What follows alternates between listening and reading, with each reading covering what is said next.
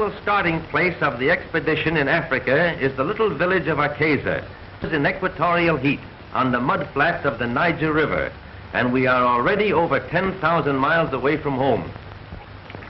Adventurous missionaries, ivory traders, and elephant hunters have used this town as a jumping-off place many times before us, and signs of civilization are apparent. Life is not a game of bridge and an afternoon of tea for the ladies of Africa. They are too busy pounding rice for the next meal. Yet there are light spots in this dark land. Here is a beauty parlor. She doesn't put in permanent waves. She's paid for trying to take them out. Anyway, she's trying to take out something. And here is the original tailor of 2 suits for the price of 1 frame. While he weaves a pair of trousers on his ancient foot-power loom, his customer in the background waits in his other suit. This little group of elephant tusks is worth over $10,000, and each pair represents the death of a 4-ton animal. Here we charter an old-time wood-burning stern-wheeler, which will carry the expedition approximately 500 miles up the Niger River. From that point, we will travel by truck, and the foot safari will carry the supplies. Hundreds of gallons of gasoline and oil for the truck must be transported and deposited at convenient points along our proposed route, in this manner or on the backs of our native quarters. We engage most of the town's population at 25 cents a day to chop wood for the boat and gather drift logs from along the riverbanks in their primitive canoes, which are hollowed out of a single tree.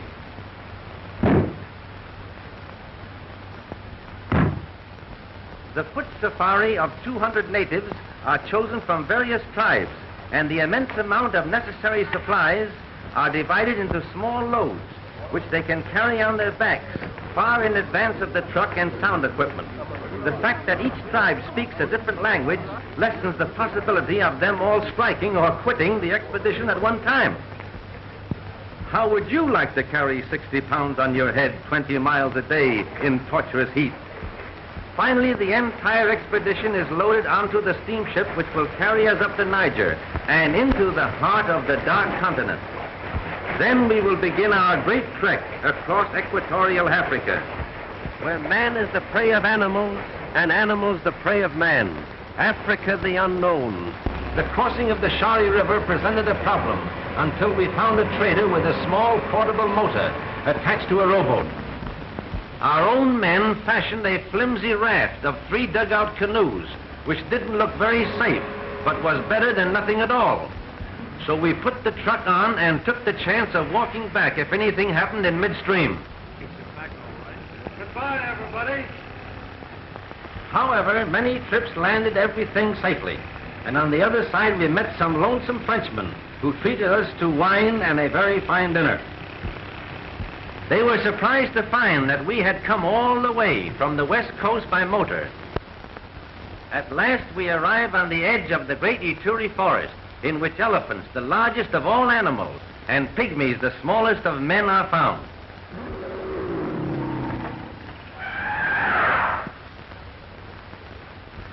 The trail of the elephant is easy to follow, for they trample down everything in their way.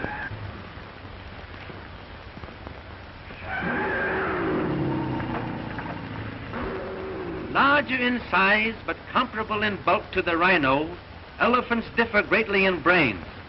They are the wise are the most stupid.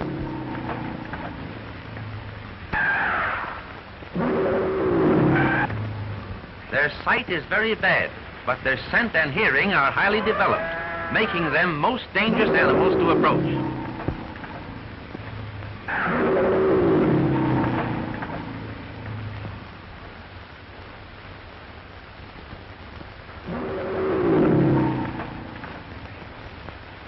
A family like this are very loyal comrades. They have been known to carry a wounded pal away from danger, supporting his immense body between them at the risk of their own lives. The African elephant, unlike his Indian namesake, has never been successfully trained for the use of man. Until recent years, ivory hunters penetrated the haunts of the elephant for centuries, killing millions of these majestic mammoths and taking away nothing but their tusks. We had been unable to find a route through the dense forest to the pygmy village, so we seized this opportunity to bribe our way with salt, which necessity of life is very difficult for them to obtain. Boy! Kuja hapa! Kuja! Kuja hapa! Here you are. They love it. Like a child loves candy. It's very scarce in the forest. Chumbi! Chumbi mingi! Kuja!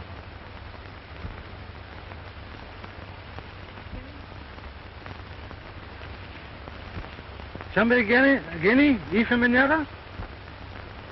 Yo! Dito!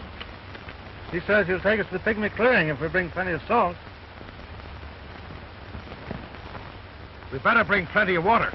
Something tells me he's going to be plenty thirsty. Finally, our little guide brought us to a clearing in the center of the deep Ituri forest, and hundreds of pygmies came from all directions to greet us.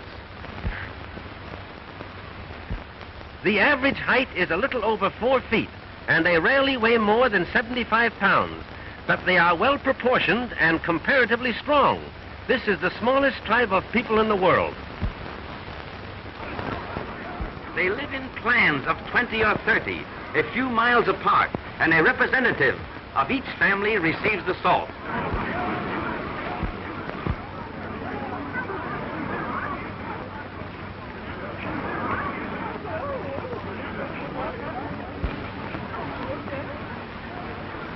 The clan leaders are in turn ruled by a great king who occupies his throne through blood succession, just like the crowned heads of Europe. He is honoring us by coming in from the depths of his forest capital. We wanted to pay our respects to His Majesty there, but the darkness in the interior makes photography impossible, and the king graciously offered to come to us in the clearing. He is comparatively young, and both he and his subjects show character and intelligence. In this, they differ from most of the other African tribes. Besides supplying music for the dance, these great tom-toms boom out messages in a code similar to our telegraphy. Everybody dances in Pygmy Land, and their chanting, while not particularly harmonious, has a fast rhythm that makes the feet want to do things. These are the original hot dogs. The Pygmies have practiced companionate marriage for centuries, long before Judge Lindsay was ever heard of. If a marriage doesn't take after a year's tryout, they start all over again with a new wife. No one is allowed more than one wife at a time, except the king. He gets 2 for safety's sake, to ensure a son and future king. These are the queens. They are very modest and shy when the king is around. According to scientists who have made a study of the past history of this race, the pygmy is not really a Negro, and their faces certainly show a great similarity to nearly every other nationality in the world.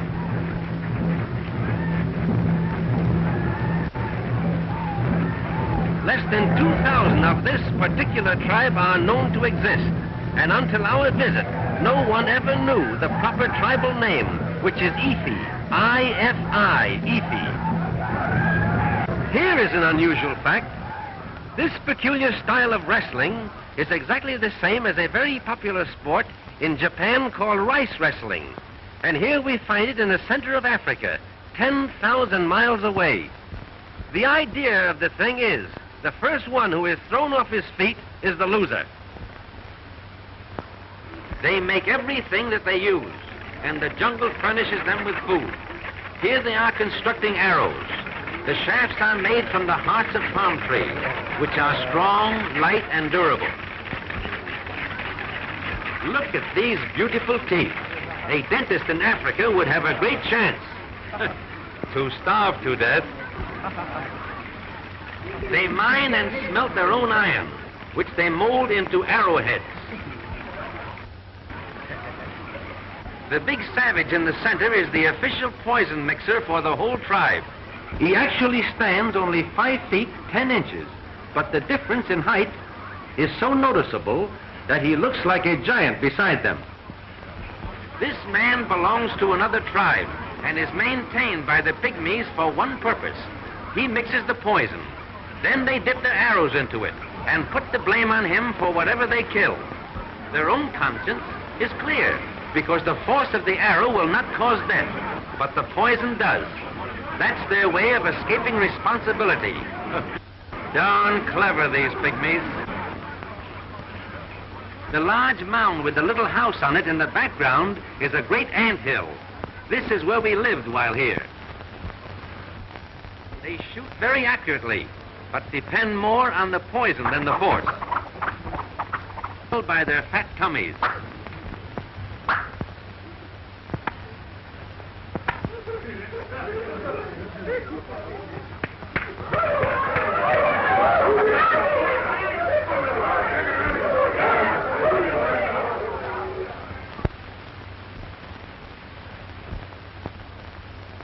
But it is very hard to get close enough to photograph them. Any unusual noise on the sounds of every description. A cheetah slinks off, uttering his odd bird-like call. Unusual and rare baby bat-eared foxes run for their dugout, where they huddle close together and cry plaintively in fear for their lives.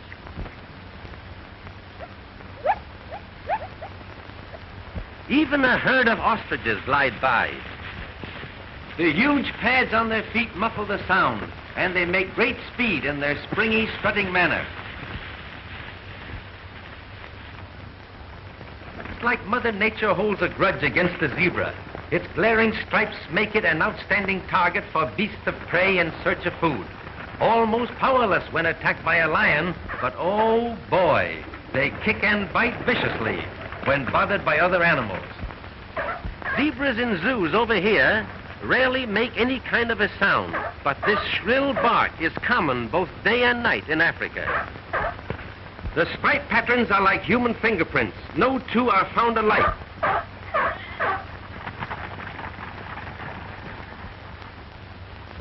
They are often found grazing in company with a herd of topi, which are similar to a large American deer. These two widely separated species often fight together against their common enemy, the lion. The ripples across the picture in the background are heat waves, for it is 130 in the shade, and we never found much of that. Not the least bit camera conscious, just a born actor. His relations are running out on him. I don't know whether he's calling his mother or his father, but I guess he wants his mama.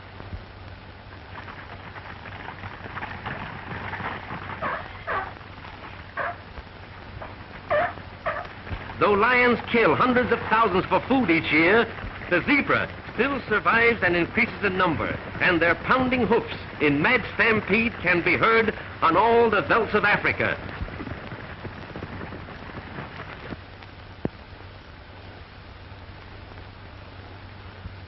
Oh, the original rubberneck.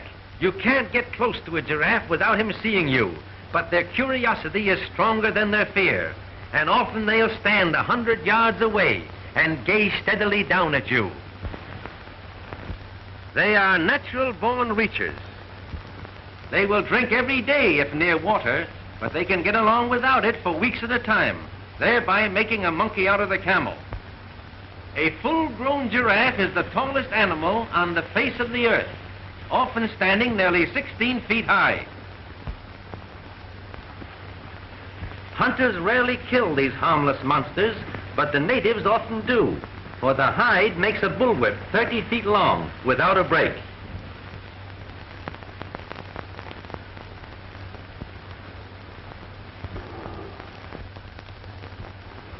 Lion!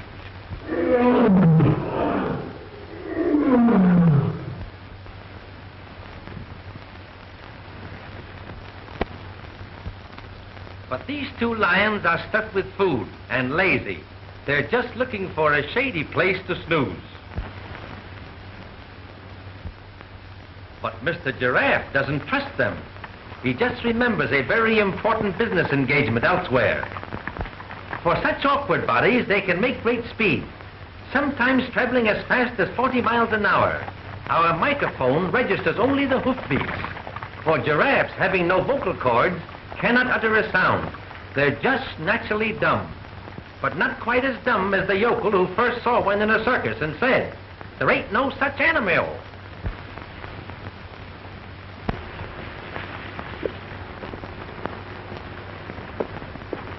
Here is a marvelous chance to study their peculiar rocking horse gallop. All 4 feet are never off the ground at one time. They were once called camel leopards, due to their leopard spots and their unusual ability to go without water. The huge legs, long neck, and sloping back make the giraffe appear clumsy. But notice how the head remains level, while the neck takes up the bumps like a shock absorber. They could run clear across the picture with a glass of water between their horns and not spill a drop. Once underway, these great runners are hard to stop, and they have often hung themselves on the telegraph wires of the new railroad, which has been started from the Indian Ocean coast.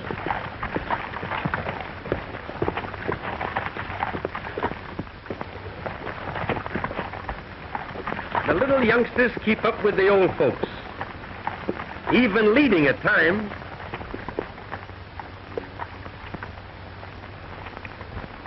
Here is a sure enough neck-and-neck race, with the little fellow trying to hitch on behind. If he only had sense, he'd grab that tail. Flamingos by the million. Each bird stands nearly 4 feet high and weighs about 30 pounds, but the flesh is odorous and unfit to eat. It looks like the parade of the wooden soldiers.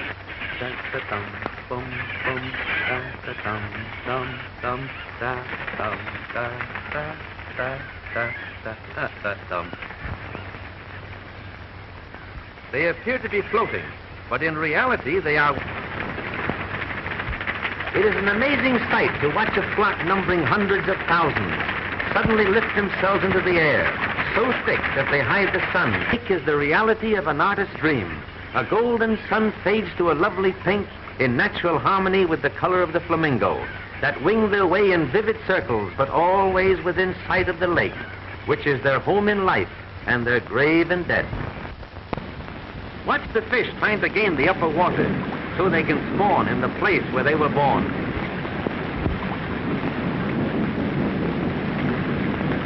Oh, how would you like to have that baby on your hook? 50 miles below the falls, the Nile spreads out into a flat, virgin wooded valley. Unusual trees such as this dot the shores, and in the interior, a short distance, are almost impassable papyrus swamps. It is here that the famous tsetse fly, which causes sleeping sickness, breeds, and the far-famed white rhinoceros makes his home. Here he is, the square-lipped or so-called white rhino. He is much larger than the common black variety, and less than 200 are known to exist. Gosh, that's a big one. What do you think he weighs? Oh, about 3 tons. Gee, all bulk and no brains.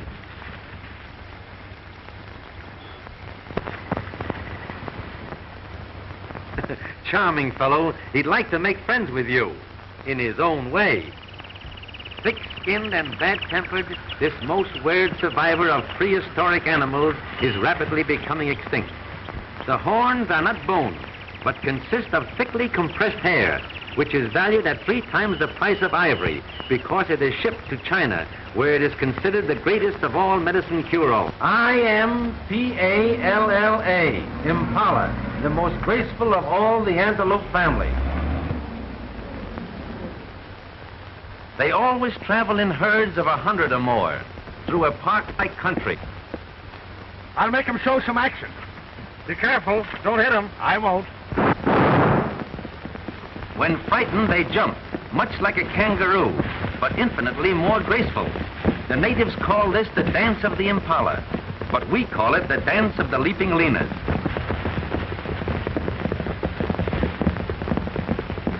Look at that baby jump.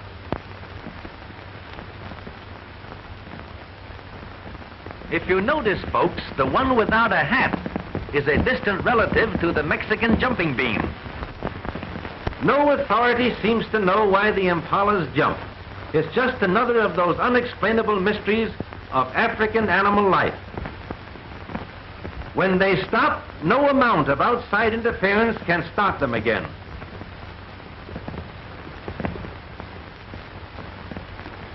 Sometimes they jump backwards to keep the dust out of their eyes.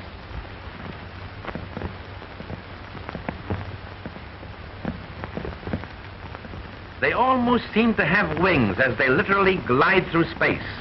Their lithe bodies sail through the air for as much as 40 feet in a single jump, and 12 to 15 feet high, but sometimes higher in the spring.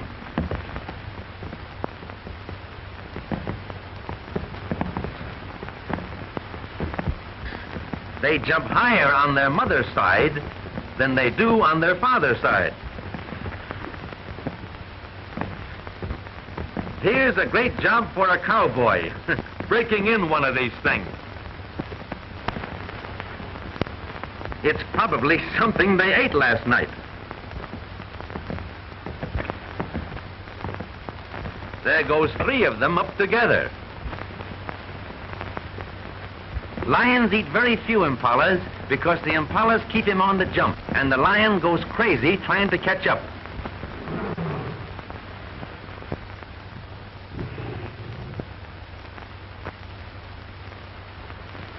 Like a buffalo, they act like a cow and make a noise like a lion, all of which means that something went wrong somewhere. With their shaggy manes and heavy forequarters, they remind one of the American buffalo, but only at a distance, for they are much smaller. They always roam through fairly open country in great herds, and when the sun is in back of them, their white beards make them visible for miles. Though they have a placid cow-like expression, they will charge without notice, and fight together have been known to kill a lion. Dozens of them huddle under one small tree to escape the terrific heat, for shit is scarce.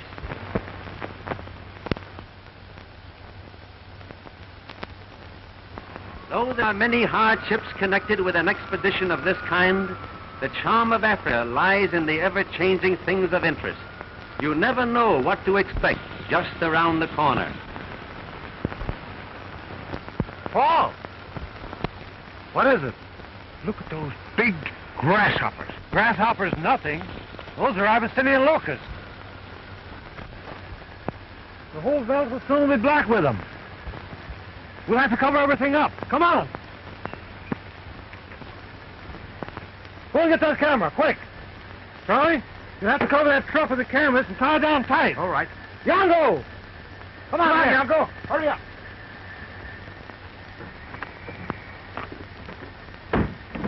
Get a hold of that crap, quick. Come on, pull it right down. Come on with that camera. I'll help them on the truck.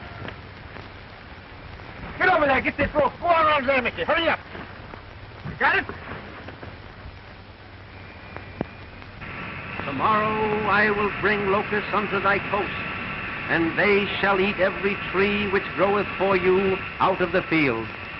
This tremendous swarm is just such a visitation of locusts as Moses called down to punish the wicked Pharaoh of Egypt 3,500 years ago.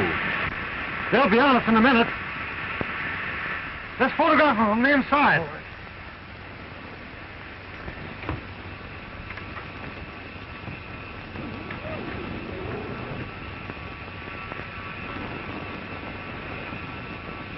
The windows of the tent were especially constructed of flexible isinglass, through which photography is possible.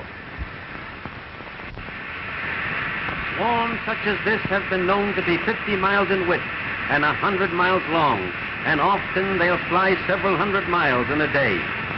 They strike terror into the hearts of man and beast, and natives in a stricken territory watch with feverish anxiety as the creatures fly overhead, praying that they will continue their flight without alighting to devour their crops and ruin their food supply. They hit the tent like hailstones. Are the boys safe? Yes, I put them in the cab of the truck. Like an enormous storm of black flakes, they cover the earth in a ravenous horde, eating every bit of grass in their path. Every animal leaves the stricken area, and hundreds die in their frantic efforts to shake off the pest.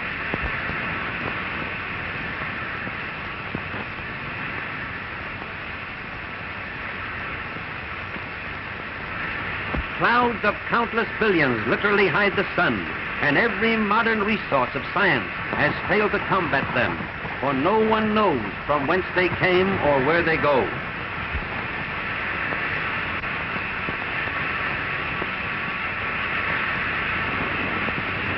Hand of a higher power, the wildebeest know by instinct that the only way to escape disaster is by taking a course at right angles to the wind, because the locusts fly with the wind.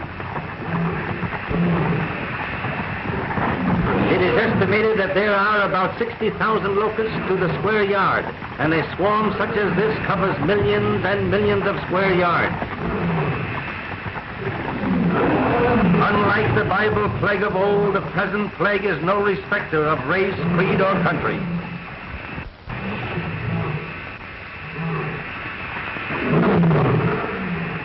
The stampeding wildebeest raise clouds of giant hoppers, which have settled on the ground. The frantic animals must travel more than 50 miles through this insect storm before they can eat or drink again.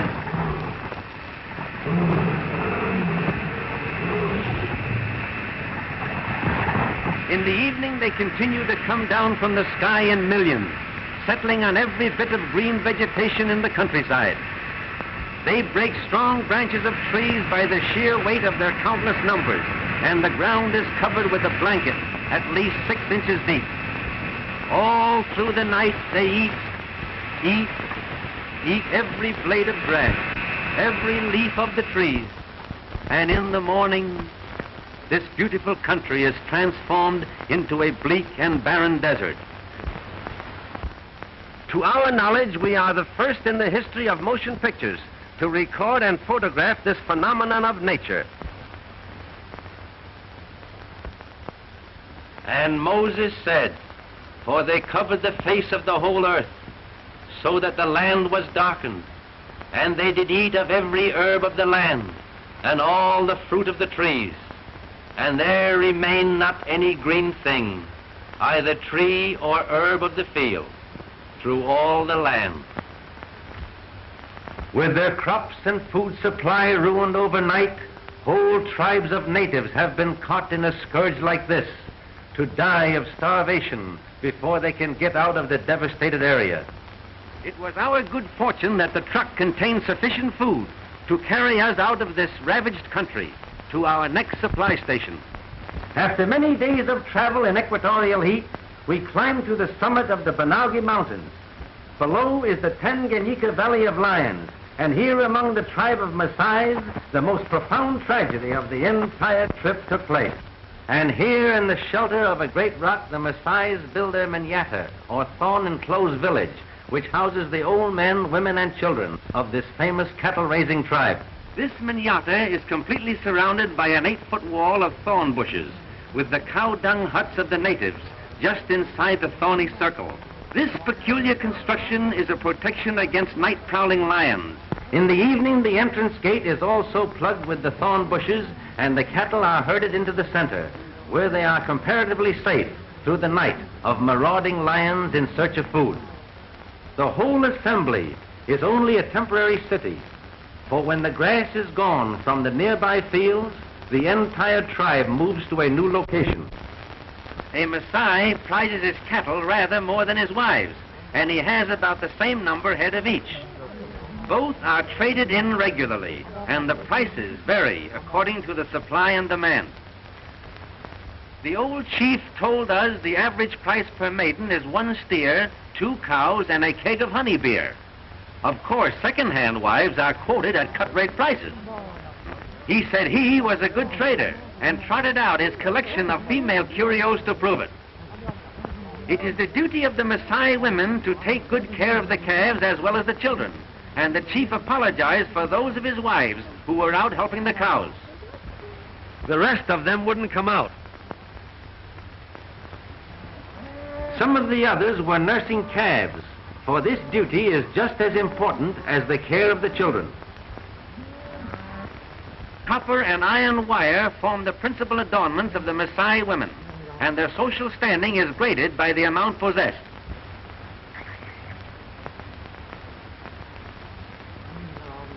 Some of the favorites can hardly lift their arms because of the weight of the many metal rings for which the fond husband has traded his precious cattle. The cattle spend the night in the circle of thorns, and at daybreak they are turned loose to graze on the plains. No Maasai ever eats meat. They live entirely on an atrocious curd made from milk and blood, both of which are drawn from the cows. Even in times of starvation and drought, they die by hundreds rather than eat the meat of the cattle, which they persist in treating as ornaments. They are slightly smaller than our cattle, and each has a peculiar hump on the back like that of a camel. While his youngest son attended to the cattle, the kind old chief instructed his oldest boy, Kega, to show us around and help however he could in our purpose to secure close-up scenes of wild lions. Though thousands of lions are known to be in this grassy valley, they have learned to stay away from the cattle because a human being is always with them. Dotting the hillsides in the open, but close to the Maasai village, can be seen the huts of the Maasai El Moran or lion hunters, the most courageous and feared of all African warriors. They are the tribe policemen or protectors, and in these clusters of small huts they live like knights of old, being carried their food of milk and blood by maidens of the tribe, who also live with them in a state of free love. They are maintained for the sole purpose of hunting lions, which have become man-eaters or molesters of the great herds of cattle that constitute the wealth of the tribe. Here in this valley of lions we make a permanent camp and carefully prepare to obtain motion pictures and sound of the giant cats in their natural moods.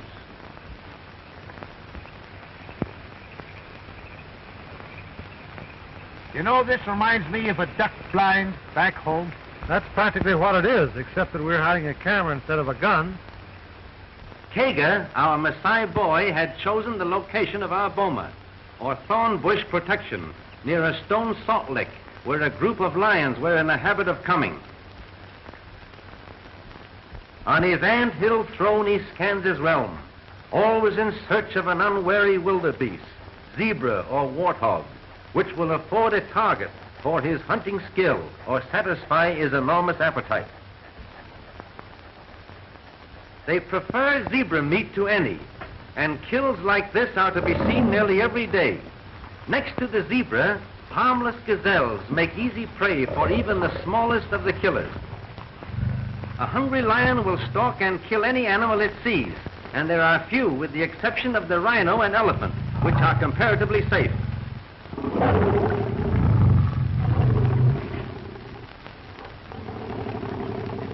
Truly the king of beasts, flesh-eating and blood-drinking, but now a picture for an artist's eye.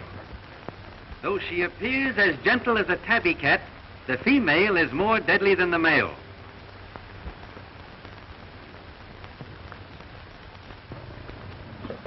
Look, she sees us. It's quiet. Look out.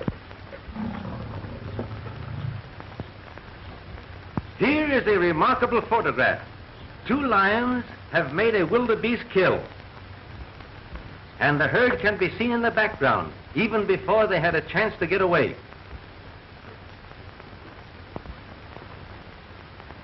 Even at that, some of the best pictures escape our camera. For instance, we saw this great female leap clean over the hedge in the background, carrying a 200-pound gazelle in her teeth. Lions are not supposed to be able to climb trees. But how would you like to be where the meat is?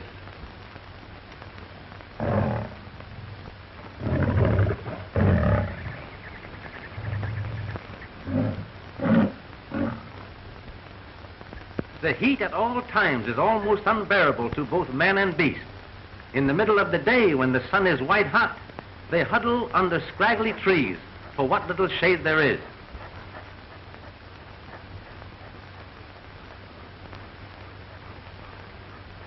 Lions are rarely found in large numbers, and it is quite unusual to photograph 7 at one time. At 3 months of age, the cubs cry for meat, and mother must provide. For these have not yet reached the age when they can make a kill of their own.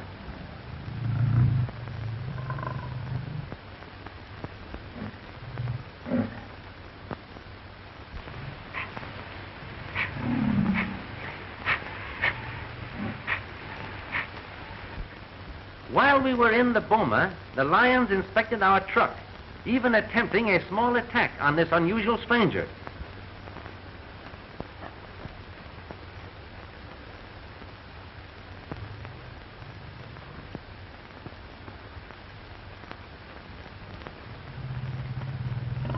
They tore off a spare tire and slyly took a little nibble at it. They seem much surprised when it doesn't bite back.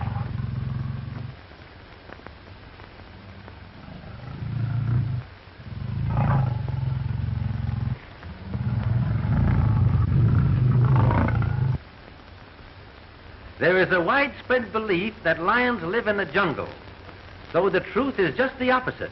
They are always found in open grassy plains, because the lion is a meat eater, and he feeds entirely on animals, which in turn live off the virgin grass of the open country.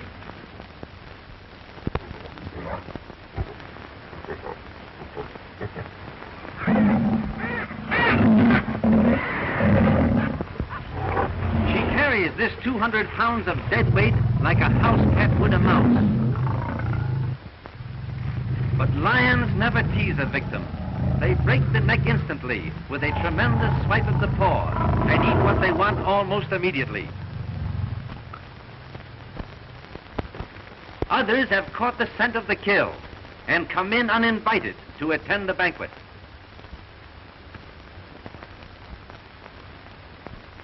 Shooting the prowlers of the plains with a camera is much more difficult than with a gun and brings one in closer contact with them.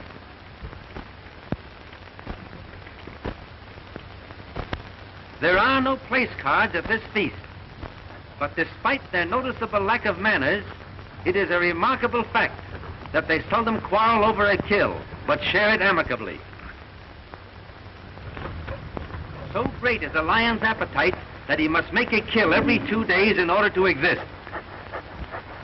The thousands of lions in this section kill hundreds of thousands of animals each year for food alone. In their natural state, active lions are seldom found with great shaggy manes like those in a zoo, because the long hair is caught on bushes and torn by the thorn trees.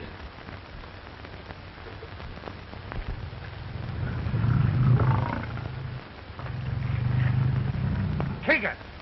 Get rifles from motor car, quick!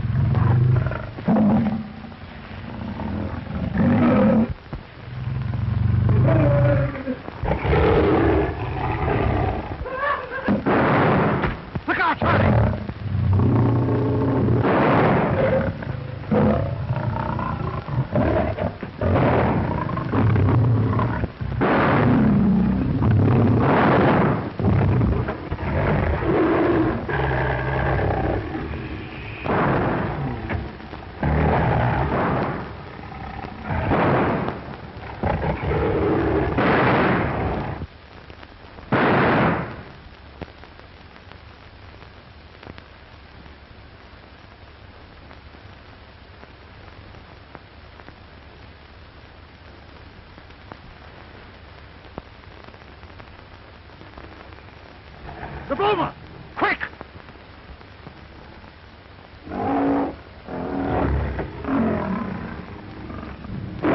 One big male even followed us toward the boma. It is very interesting to watch a lion shy at the sight of thorn bushes when he will charge straight at a firing revolver. After reloading our revolvers, it was useless to continue the battle because it was already too late to do anything for poor Kaga.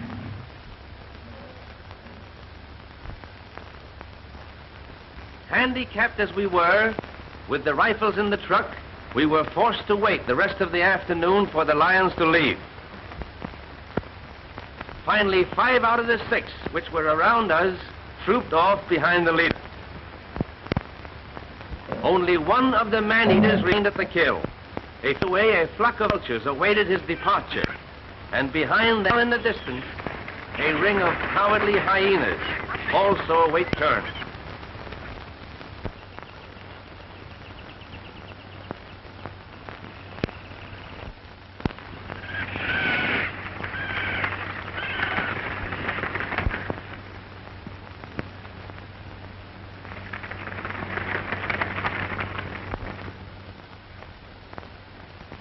It's going to be tough to tell the poor old chief about Kaga.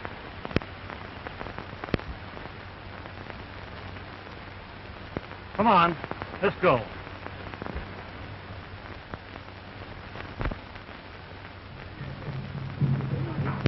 The code of savage, a for a life.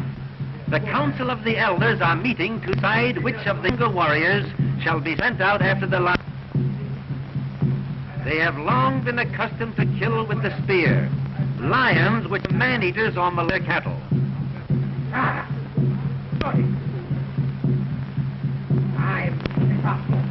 There's sadly a outcome of the council. Many of Kaga's older kin now past their would be willing to young warriors in the hunt, but have already been sent to the huts of the El Moran, lion hunters. For this honor reserved solely for them. The phantom made of ostrich feathers, and is as necessary to hunt as the spear. The Maasai El Moran love a battle, but not all of them are allowed to go on the hunt. Great honor, and the chief only take along those chosen by the council.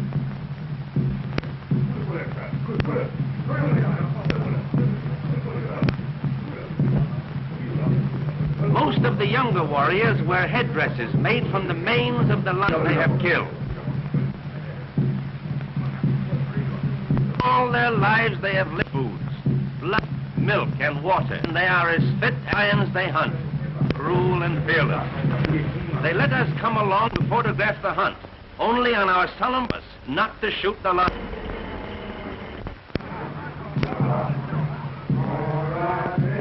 The faces, legs, and chest painted red, yellow, and white, with a substance made from the ashes of previously lions. Naked or half naked, with girdles of leopard skin, buffalo hide shield colored with bold patterns, carrying a long bladed spear.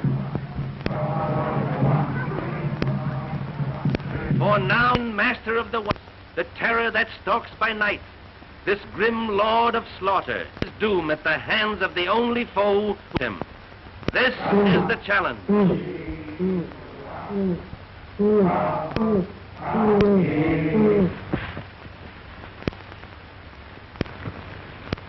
They in unison, the sun, and moon fierce singing builds up a furious wrath at the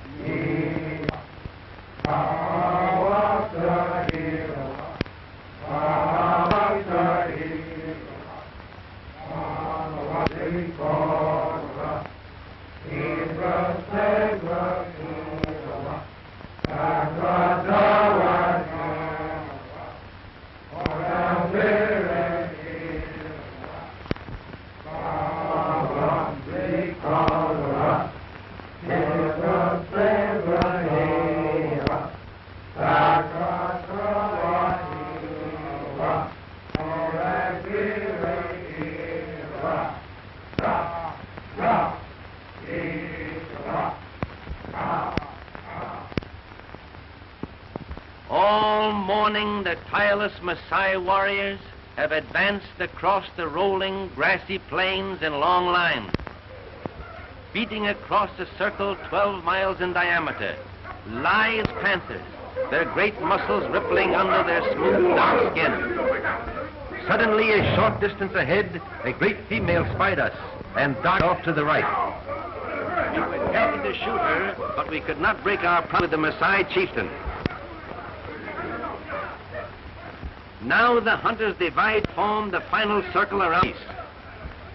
The razor-sharp spearheads glint like silver in the sun rays, and their savage yells become shrill in anticipation of victory. The lioness takes temporary refuge in the weeds, and now we see that there are two of them, but it is too late to inform the Maasai. In small groups, the spearmen come closer and gradually form the ring of death. One by one, they take their ring, and each, when he is near enough, crouches behind his shield. Spear in hand, his eager face gleaming over the rim. Shields held steady to body, and quivering spears poised for instant action, the men in front brace themselves for the shock of the rushing charge. The lioness watches them closely, unafraid, and seemingly withholding her charge until they are ready. At last, the tense ring is complete. It is a wild sight, the ring of spearmen intent, silent, bent on blood, and in center, a great man-killing beast. This ring, once formed, must not be broken, for the man who steps back in face of a charge is forever branded a coward. Finally, with a tremendous roar, she charges. The crowded moment begins. The leader plunges his beast. Strikes him. He's down. His shield protects him. He's up again. Not a man's back. Sudden spears drive clear to the ferocious beast. Look out! There's another! It's the male, fighting to protect his own.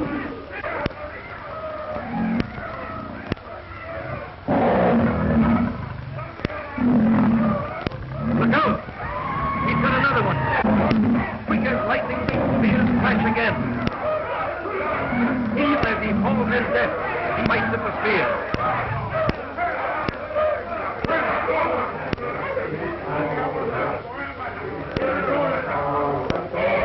The first half-dozen spears have done the work, and Kaga is avenged. The whole thing is over in 30 seconds, but in seconds. Excited, them wild with savage, and we wondered if to us next. The chief takes away the knife, whose wild frenzy seems to be getting the best of him.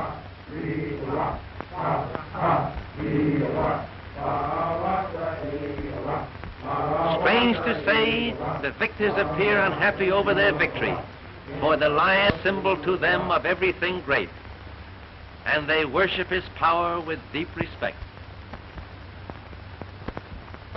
Finally, the end of this day of thrills is the Maasai tribute to their fallen foe. Reverently, they move the carcass of the lion on another spot than that on which it died.